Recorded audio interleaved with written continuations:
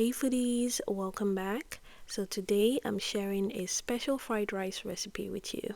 This recipe was inspired by Ghanaian cuisine and I used a very special ingredient to make it. Can you guess what it is? Start by seasoning the chicken. I'm using chicken thighs for this recipe.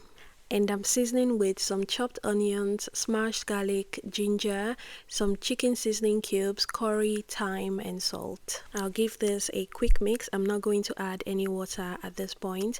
I'll just cover and allow to steam on low heat for about 10 minutes. After about 10 minutes, the chicken would have released some of the juices. Now I'm going to add some more water. I'll just give this another mix and then I'm going to cover and allow to continue cooking for about 15 more minutes. While that's cooking, I'll get started on prepping the other ingredients. So I'm going to go ahead and wash the rice. I'm using Sela basmati rice for this recipe, but you can use any rice you prefer. I'll wash the rice several times until the water runs clear, then I'll drain and set aside.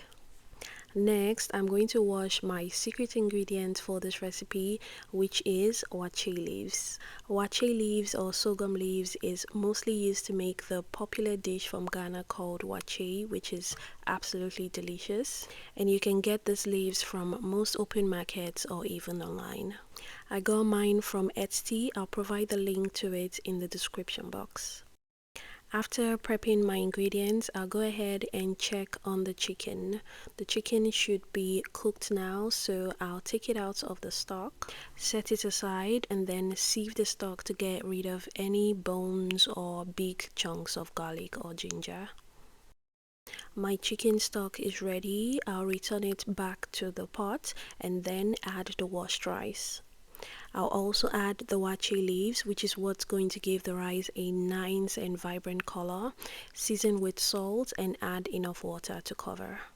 Depending on how deep you want the color of your rice to be, you can add more or less of the waakye leaves. I'll cover this and allow to cook for about 25 minutes. While it's cooking, I'll grill the chicken. I'm using my air fryer for this. I'll grill on high to give it a nice color. You can also fry the chicken if you prefer. After about 25 minutes, my rice is cooked. I'll go ahead and take the leaves out. Make sure you get all the broken smaller leaves as well. Next, I'll just give this a quick mix to fluff it up so it stops cooking at the bottom. I'll set the rice aside while I get started on the vegetables. I'm going to cut all the veggies I'm using into smaller pieces, and I'm using my manual chopper for this. If you don't have a chopper, of course you can cut with your hands. Just make sure you get small and uniform cuts. The veggies are ready. Here's everything I'm using: some peppers, carrots, green beans, sweet corn, some green peppers, and I'm also using red kidney beans. And I'm using the canned kidney beans, which is already cooked. Next, I'll heat up some oil and then start with the tougher vegetables and the beans.